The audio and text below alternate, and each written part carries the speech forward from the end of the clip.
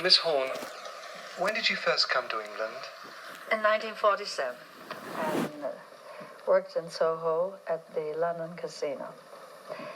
And for Lou Gray's brother, Bernard Delfont. What did you find in England at the time you came across? I found that there was a little curiosity about me because the first picture I gather, one of the first American pictures that had come through the troops and into the city itself during the war years and after, was stormy weather. And a great many black performers, famous ones, were in it, including Fats Waller, who certainly was a jazz giant. And I sang a few songs, I don't know, Ted Koehler's and Harold Arlen's and famous Americans type songs. And so they knew me a little. But aside from that, I think they were very good to me as an audience. And I worked with Jack Parnell and Ted Heath's orchestra, and a musician of my own, a friend of mine named Luther Henderson, great pianist. When you came, we were just recovering from the effects of the war. Mm-hmm.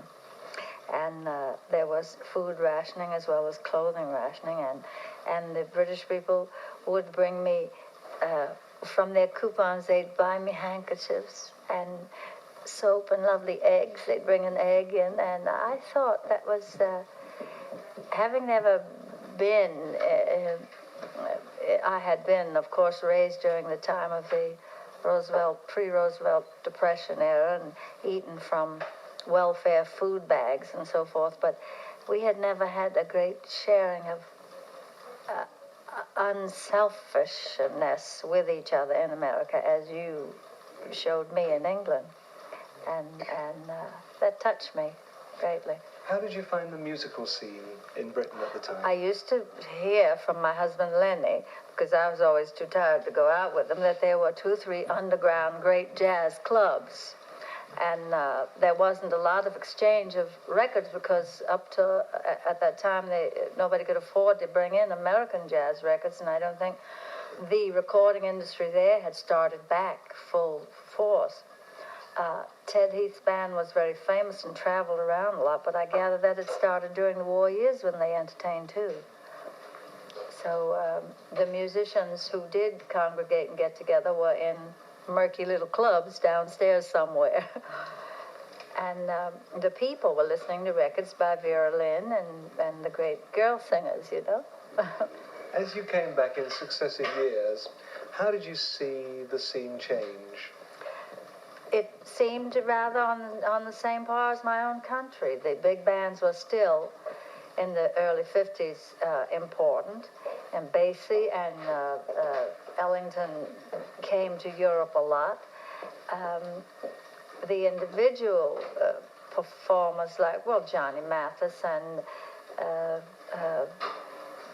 I can't recall them all now, but they were the same people that, in fact, in one of the years in the 50s while I was working there at the Talk of the Town, Tony Bennett worked at a place called, I can't remember. Pigalle? Yes, the Pigalle. Terrible place at the time. Excuse me for saying so. They used to pad the checks, I remember, quite badly. But, of course, that's everywhere at one time or another. But he came over and we exchanged visits with each other. And more single American performers were coming over during the 50s. Did you find anything that you thought was original, or was it basically derivative? It was basically what had happened in America? I think so. I may be wrong. There were isolated groups who were quite marvelous. The first time I heard Cleo Lane sing, I thought she was an original, you know. And her husband, Johnny Danquist, certainly was a very tasty musician. He reminded me a great deal of my husband, Lenny, you know. And they admired each other very much. And in France, I'd meet 1 or 2, not always derivative of Django Reinhardt, you know. But I should say it was pretty much on the same par.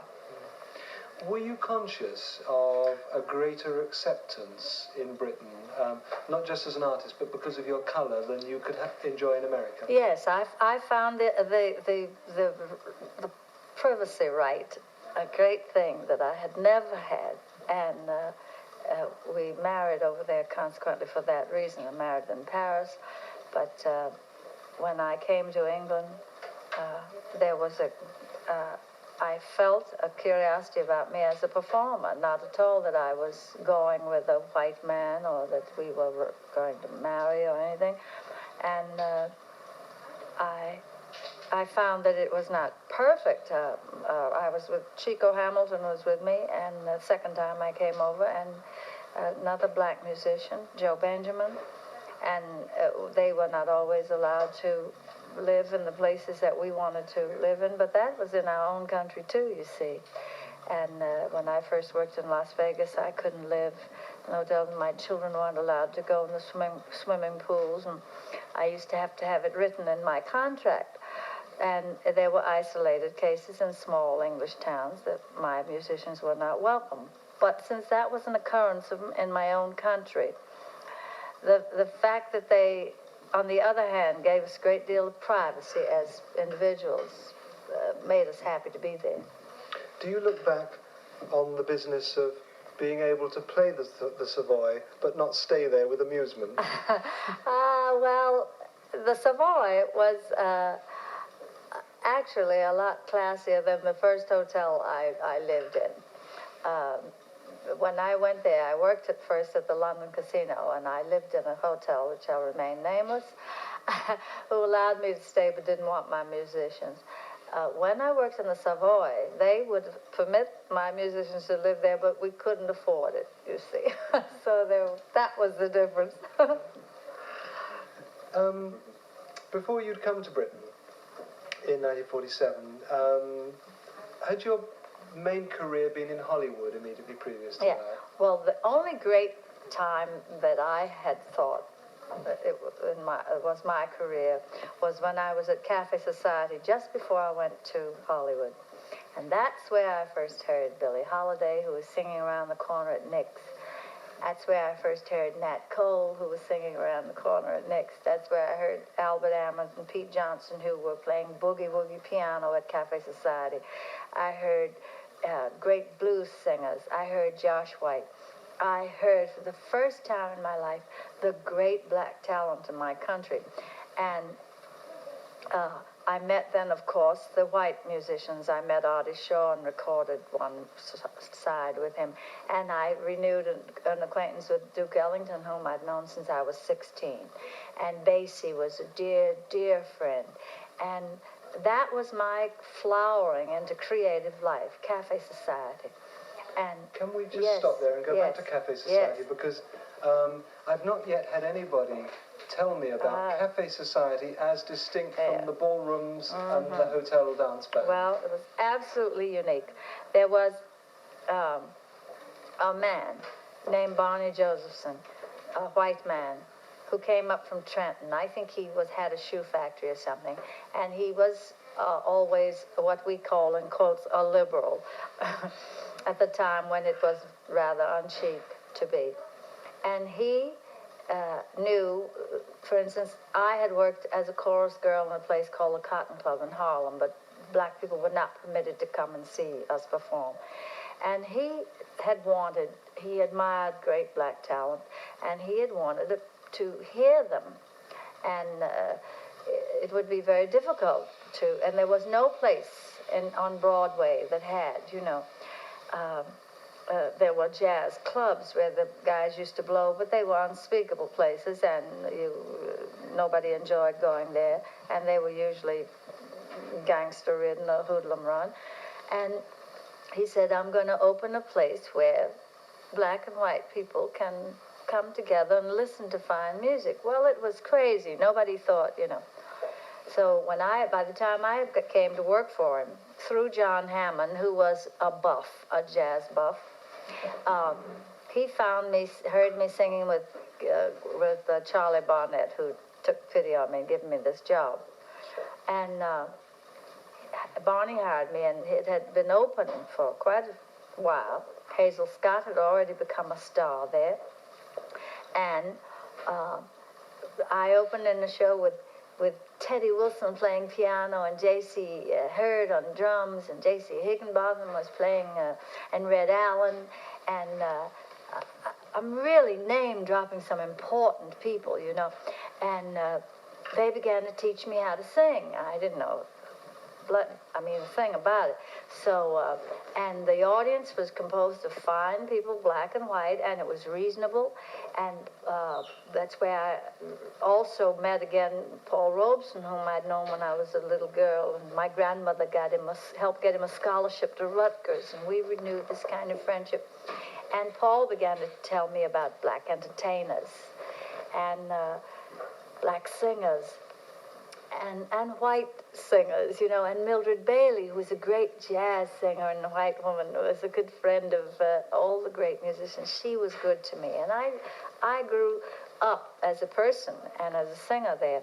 And then I left and went to Hollywood. But meanwhile, he opened another club uptown in rather chic surroundings in the 50s near Madison, and flourished. John Kirby's small orchestra worked there. Jimmy Savile, a comic. Zero Mostel. It was a great development theater, the two places for fine talent. So did this cafe society spawn people like Nat Cole and the other entertainers you mentioned? That was their beginnings. And that's where Billy first sang Strange Fruit, Billie Holiday, and that's a monumental record, you know. And God Bless the Child and all those things. And she was a good friend to me. And that was the great Renaissance, I think. So then you went to Hollywood. Yes. And what did you really think of the Hollywood musical, The Contract with MGM? It was absolutely crazy, I thought. I met a couple of nice people in it. I met a man named Roger Edens who did arrangements for Judy Gull and then some for me. And I met Kay Thompson, who was a brilliant woman and with a great sense of humor. And she tried to settle me down because in those days, as it was for a very long time, you were kept in your group. And of course, there was absolutely no group for me because I had come with a contract to this white studio where my peers, other black people, had been just allowed to work as maids in movies and ha-ha figures and maybe sing a spiritual. And so I had no place with the white group or with my own black group who resented my coming in as a fresh newcomer who was going to be glamorous, you know. I didn't want to be there, in fact. So I listened to the music of Harlan and Ted Koehler again, which I'd heard in the Cotton Club. We sang no black music in that black show, you see. And then I heard, I met Jerome Kern, and I met all the great white composers I had heard about that we sang as black people sang, you know. And I met Lenny, of course, who had a famous band, the Lucky Strike Band. And I did songs then when I worked on the Loewy's chain because they didn't have movies for me to go into. I went to work in their theaters. I sang white songs. I think the first black song I ever sang was Honeysuckle Rose. Andy Razoff wrote it, black man. And it was in a complete gray world, you know. Did Hollywood and the Hollywood musical do anything to help or promote the popular song in America? Oh, yes. You know, now the biggest thing in New York is to go see That's Entertainment, where they show clips of mainly of all the MGM musicals, and I was in a few of them. That's the way we were known, and everywhere we went after that, as they had known me for Honeysuckle Rose, they knew me for Love, that I sang in Ziegfeld Follies, and other songs, and Why Was I Born, which I did in a movie, you know. Have you found it necessary to alter your singing style through the years to adapt to popular taste, or have you decided to sing your way, and if it happens to be in fashion, it's in fashion? Well, it was always difficult for me because I didn't make many records, and I had also to learn to sing. And I was taught by Lenny and many, many black men that I worked with, but it was difficult until I settled in myself who I was to find assurance in whatever so-called vocal style I had. The first one, I think, was superimposed upon me. It has become now what I am as a person, and I still find it very challenging because, you see, I don't have to sing pop tunes because I never made that really my whole thing. So I'm able to sing now very kind of music. It doesn't go down well with all people in my age group particularly, but I find more and more young audience beginning to accept me. Is there any difference in importance for you between lyric and melody? Is one more important than the other to you? Well, in most cases, the lyric is important to me because I don't like a stupid storyline. I like it funny, and I was never instinctively a fine musician, so that I would listen first to the tune. The tunes I first listened to more than the lyric, I think, were Ellington's tunes and Billy Strayhorn, whom I was very, very close with. The first time I heard some of the things that Billy had written with Duke, I thought I'd faint. I think they're the most sensuous, colored music in the world. They were blues and greens, and I never could think of them in the sense of human beings or anything, but just color or smells. Not just because he'd named them perfume sweet or this or that or the other, but they actually evoked strange kaleidoscopic images. And then they would just sort of throw a lyric in. They would never think about the singer at all, you know, and because the changes melodically was so difficult. It was a great challenge for me to try to sing those songs.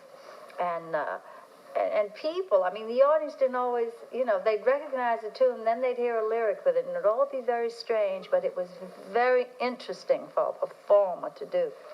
And then, on the other hand, then when I came all into the 60s and heard, for instance, that great Beatles song, da da da da da da da, when the world goes round, and I'm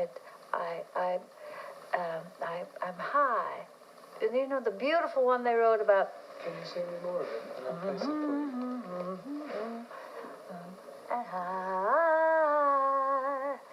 Do you remember? Don't you remember it? Oh, I must think of the name of it. It's beautiful. I do it on an album, not because I did it, but I do it with Gabo Zabo. Because the world is round, I lose my mind. It's about how one feels revolving in a kind of axis of the world and the thing that music does to one and the thing that life makes one feel. I began to listen to their words, which made a lot of sense, you know, and in Hair, of course, when I heard what they were saying, I could then not be ashamed to sing something that was saying something that applied to me as well as my son, who was going through his changes, you know. And that's what I said. It was no longer airy-fairy. It was something that a human being could say and not feel embarrassed about. Does this present-day music compare favorably with Kern, with Porter, with Hart, with Hammerstein? Well, I think well, I shouldn't say this. I think it's better because, if anything, as I've grown older and as my son grew and died, and the things that he knew before he died, it was insulting to sing about romantic love and the happy endings and the gilded palaces when life had been so brutal in the 60s, and I couldn't say those things without regurgitating, you know. It was a release of the intellect, certainly, that this new music has given me. Anyway, I don't mean because I'm bright. I mean because I know the truth when I see it, you know. I mean, this may be putting more into your singing than you ever intend, but are lyrics to you anywhere release? Are they a reflection of life? When you're singing a lyric and you're singing love, for instance, it sounds as though what you are singing you really feel and mean and believe. Is this so, or are you just giving a performance? No. I was always ill at ease in a song because in the beginning, you know, when I used to work in cafe, there was a great to-do about how sexy I was. And for many years, I had to overcome the resentment that I felt perhaps they were saying this because they had an image that all dark ladies with flashing eyes, fantasizing, were sexy ladies, which is not always true, of course. That they didn't recognize my sexuality as a woman was a thing I resented for a long time. And so I was not at ease always singing these songs. And when I sang them, there was a certain degree of animosity in me, which was interesting to them too, you see. I no longer bother about that. If I sing something that comes off that way, it is because my sexuality is freer now, and it's much more honest. It limited the songs that I sang. Now I am limited only in that I am mature and I don't sing about adolescence or ingenue, you know. Do you have a favorite lyric writer of the 40s and 50s whose songs you love to go to? Whose songs well, you back then, in the 40s and 50s, I sang the, quote, greats. I sang the same songs. I think Frank and me and Frank, I and Frank, I always get screwed up, sang the same composers. They were pretty, they were more or less literate, and they were well known.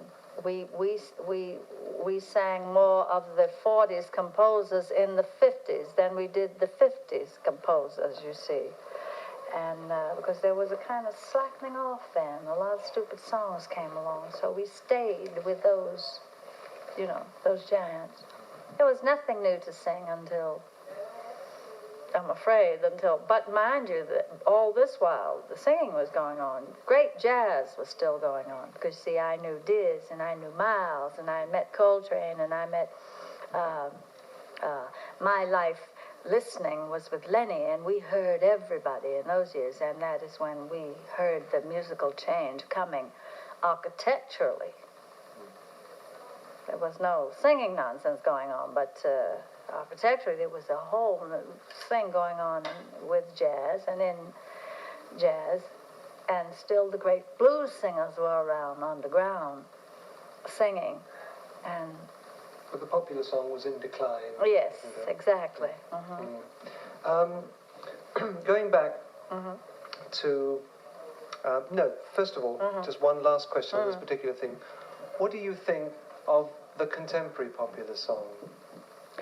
As the very strictly contemporary. Well, like which one, for instance? Like Simon and Garfunkel. The vogue of composer performer. I like them. I like individual groups that do it. I like Paul Williams very much. I like Donny Hathaway's writing. I like Randy Newman. I like Gene McDaniels. Do you know much of his stuff? Marvelous. And of course, and Aretha, you know, who writes. You Make Me Feel Like a Natural Woman is the most natural song in the world. It's material you can relate to and perform yourself, yes. is it? Yeah. I don't do it well, certainly. I have a great, it's not a joke. I said, inside every black woman there's an Aretha Franklin screaming to get out. Of course, out comes Lena, but in me, Aretha's there. Just very briefly, before we finish, if we can, Fred Astaire, something totally different, which I was over here earlier in the year to do his life story. You must have got to meet Fred because you worked together on the same Lenny film. did many arrangements for him, yes. So what about him? When you first met him, how did you feel? Well, my daughter is the one that always had the big crush on him when she was a little girl, and up until now, she's insane about him. He was very shy, very polite, immaculately dressed, very chic, worked like a dog, rehearsed for hours with with Lenny, with Kay Thompson, with his musician, and with dancers. He had great respect for other dancers. And Lenny, in fact, did the music that he and Jean danced to when they did the bromide, the Babbitt and Bromide. And he was a great gentleman, and I had met his sister socially with people in New York and the East End in London. Charming people. I was not flabbergasted about it because but like I say, I had a bigger crush on James Mason, you know. Did you ever get to sing with him? No, I'd love to have. I love. You see, I like his. He reminds me of something that Duke always said. Duke said, "You get rid of all the frills and the frippery, and the buttons and the bows, and get down to the skeleton." You see, Duke can make one arpeggio mean a whole arrangement. And I have tried to learn to do my singing. I think Astaire did this always in his dress, his attitude, and his dance. And his dedicated kind of professionalism that is completely the right thing to be, the right way to be, I think. And what about his interpretation of a lyric? Well, I think there again, you see, I listened to the way he sounded most of the time rather than what he said. I loved what he said too, but I liked the way he turned the phrase.